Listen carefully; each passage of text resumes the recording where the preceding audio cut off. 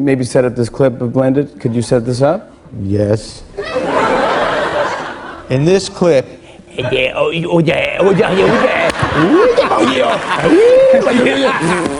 Why? It's been 20 plus years, maybe almost 25 years since you left SNL. I mean, I have to imagine you've been asked to host over the years. What made now the right time? It was a mistake. Yeah. They caught me in a weak moment. First of all, I should have come back to the show before there was HD. Because now I'm like, good Lord, I waited a long time. I don't really look like Adam Sandler anymore, but that's all right. In Hollywood, there are people who stand out thanks to their polish, and others whose images are very carefully crafted. Adam Sandler is different. He shows up with a style all his own. Simple, a bit unkempt, yet naturally amusing in a way that makes people laugh. With Sandler, you rarely see any obvious effort to be funny. Just the way he reacts or tells a very ordinary story is enough to lighten the mood. And that very ordinariness is what's hardest to imitate. Today, we're going to revisit some of Adam Sandler's funniest moments, to understand why, as soon as he appears, everything around him becomes more interesting. And my kids are freaking out. My kids can't handle anything with water. They get a little nutty and they're scared of what's going to happen. And so we're in the little lake. I start hearing, is there a shark in here? And I said, it's a lake, you'll be fine. And I'm like, is it poison ivy? There's no poison ivy in a lake. And then, I'm afraid you're poison ivy. But, I know your kids, they don't talk this way. yeah. You're going to be poison ivy. Fly all the way, you lie. Crouching. I'm such a big guy and I get in the way of the... What are you getting in the way of? Oh, the camera. Oh, I see. Oh my God! That's awful! That's not right! I can't go! Put your hat on and get out of here! Sorry I scared you there, Jen. I can't believe it. Don't ever do that to Anna! I'm breathing in right now. Oh no! From the very first moments, you'll notice one thing very clearly. Adam Sandler doesn't try to control the laughter. In a normal conversation, when others respond quickly and neatly, he's often a beat slower. Not because he doesn't know what to say, but because he doesn't choose the most correct response. He goes slightly off track, sometimes meandering, sometimes simply saying an unfiltered thought. That's exactly what creates a very different feeling. It's no longer a smooth back and forth, but a conversation with gaps. And it's those very gaps that make people laugh. For such a prestigious night, it's important that everyone is properly dressed, okay? You're dressed well. Adam. Go there. What's up, my brother? Adam, what are you wearing? What are you doing right now? I'm asking you what you're wearing. Nobody even thought about what I was wearing till you brought it up! You're dressed like a guy playing video poker at 2 a.m., Adam. And you know what, Golden? I like the way I look, because I'm a good person. I don't care about what I wear or what I don't wear. Did my snazzy gym shorts and fluffy sweatshirt offend you so much that you had to mock me in front of my peers? Yeah, believe me! I have to. It's not you.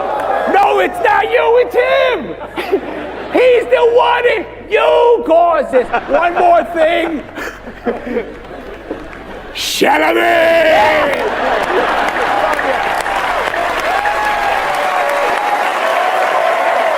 The longer you watch, the more you realize that Sandler doesn't do comedy by saying anything particularly special. He makes people laugh by holding on to very ordinary things, even slightly awkward ones, and placing them in just the right moment. Some of his stories, if told by someone else, might come off as awkward or lacking charm. But Sandler doesn't try to make them better. He tells them in a very straightforward way, almost unedited, and that naturalness makes everything feel much lighter. Comes this thing. So we play basketball. We got to get back to the movie set. Shaq has to take a shower. I got to see Shaq's penis. I'm walking backwards, doing my routine, getting closer to the shower, and then I turn around and I go, all right, I got to see Shaq's thing right now. His bodyguard is there. And his bodyguard is just so strong and big and like this thick neck. Sorry, this happened. So I see Shaq later on the set, and I was like, I guarantee that guy ratted me out. So I said, Shaq, sorry about that before with your security guard. And he goes, I don't got a security guard. That was my dick. Besides your face, what body part do you look at the most in the mirror? I don't want to look at it, but the thing.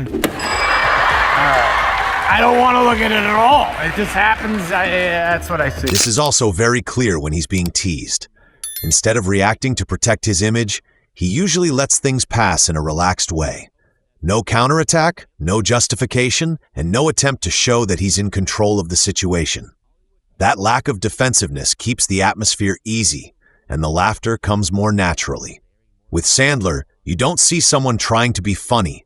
You see someone comfortable enough not to have to be exactly right.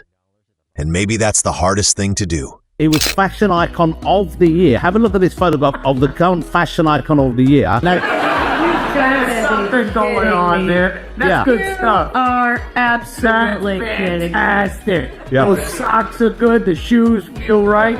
The jacket's puffy. It's all happening, Jonathan. You know you could pull that off. Jennifer, do you not try and help him out? Here's what happened. Even after the first murder mystery, Yes. my rap gift to him was a wardrobe. They were itchy. I gave him. It was like Garanimals. You could get a couple shirts, a couple pairs of they all pants, match. and a jacket, and you could mix and match them. They were itchy. So he was. Yeah. This is nice material, man. You can't. This is thin. Oh my God. The nipples do pop through this, but What the hell are you doing? I'm not standing next to him. I didn't do it. What? I mean, this is what I'm talking about. Sweatpants. Wait, did you tell him you were gonna wear a sweatshirt tonight? What? You said it. You tested me. I didn't. Please wear your sweatshirt. I said, please don't wear your sweatshirt. don't.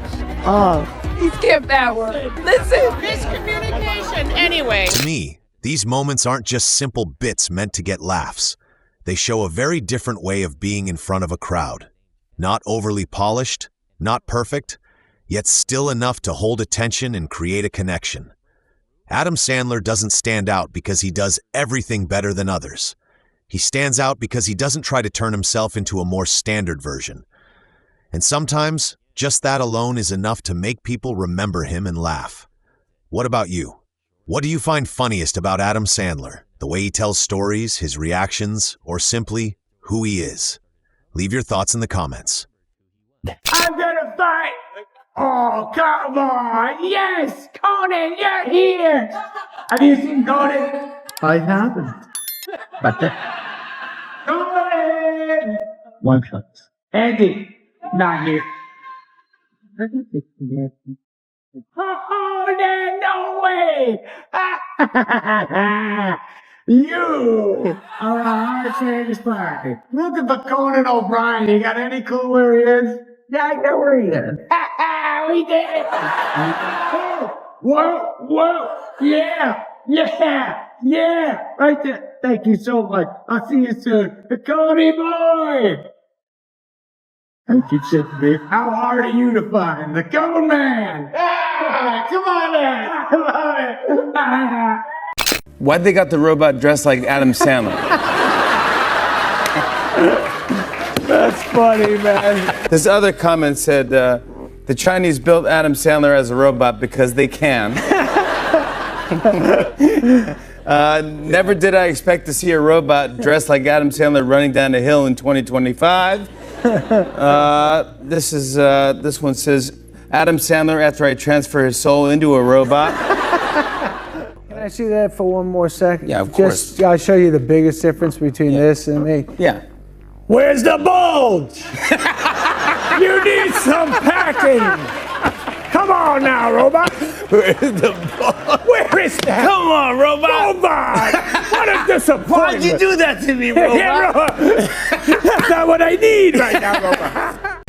Take me to the bathroom and change me. Remember, Ken? Yes, I remember changing you. Fifth grade is late for that. Yeah, yeah. Oh, Chuck and Larry looks terrific. Thank you very much. Oh, yeah, your math skills are good in that, aren't they? Yes, I do a little math in there. Yeah. And, yeah, you're gonna have to count all the money you make. You rich at it.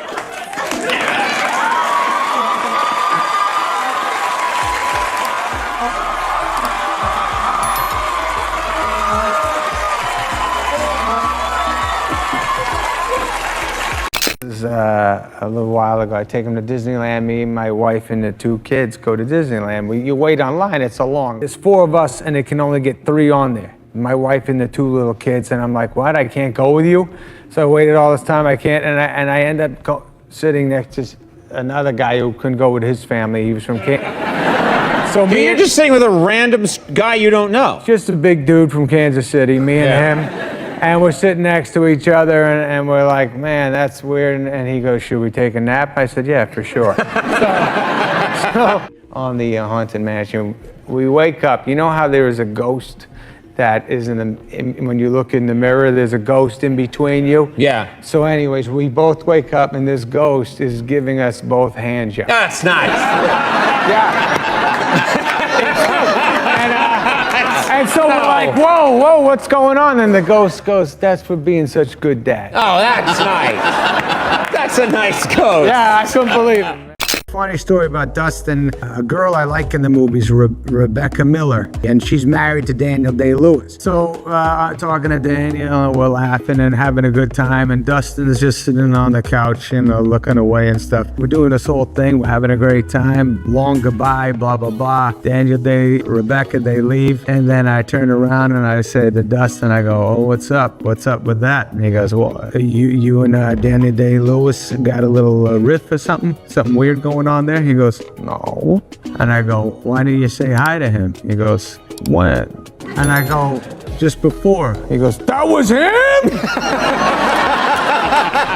Thank you for watching the video.